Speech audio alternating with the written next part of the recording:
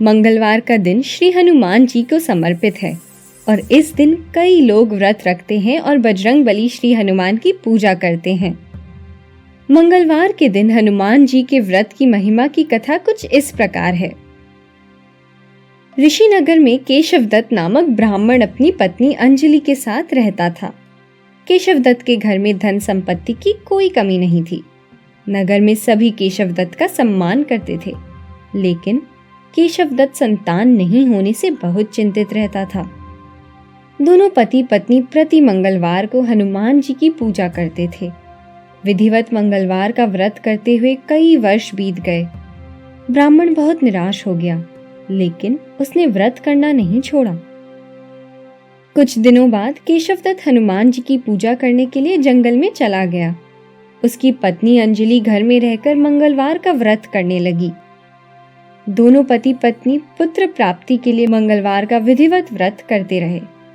अंजलि ने अगले मंगलवार को व्रत किया, लेकिन किसी कारणवश उस दिन अंजलि हनुमान जी को भोग नहीं लगा सकी और उस दिन वह सूर्यास्त के बाद भूखी ही सो गई।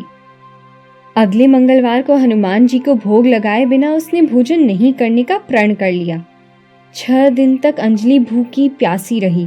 7वें दिन मंगलवार को अंजलि ने हनुमान जी की पूजा की, लेकिन तभी भूख प्यास के कारण अंजलि बेहोश हो गई। हनुमान जी ने उसे स्वप्न में दर्शन देते हुए कहा, उठो पुत्री, मैं तुम्हारे पूजा पाठ से बहुत प्रसन्न हूँ। तुम्हें सुंदर और सुयोग्य पुत्र होने का वर देता हूँ। यह कहकर हनुमान जी अंतर्धान हो गए। तत्काल अंजलि ने उठकर हनुमान जी को भोग लगाया और स्वयं भोजन किया। हनुमान जी के अनुकंपा से अंजलि ने एक सुंदर शिशु को जन्म दिया। मंगलवार को जन्म लेने के कारण उस बच्चे का नाम मंगल प्रसाद रखा गया। कुछ दिनों बाद अंजलि का पति केशवदत्त भी घर लौट आया। उसने मंगल को देखा तो अंजलि से पूछा, यह सुंदर बच्चा किसका है? अंजलि ने खुश होते हुए हनुमान जी के दर्शन देने और पुत्र प्राप्त होने का वरदान देने की सारी कथा सुना दी, लेकिन केशवदत्त को उसकी बातों पर विश्वास नहीं हुआ।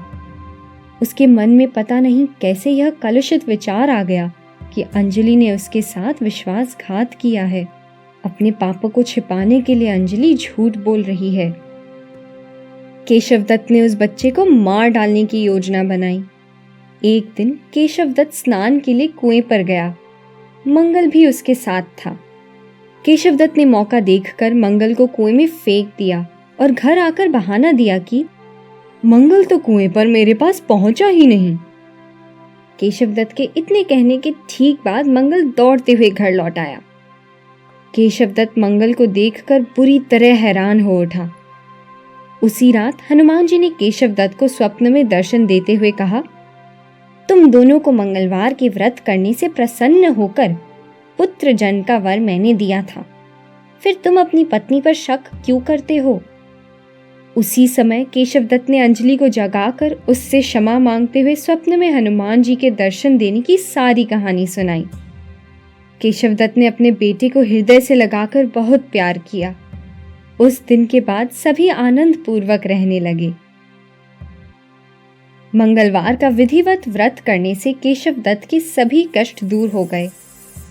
इस तरह जो स्त्री पुरुष विधिवत मंगलवार का व्रत करके व्रत कथा सुनते हैं, हनुमान जी उनके सभी कष्ट दूर करके घर में धन संपत्ति का भंडार भर देते हैं।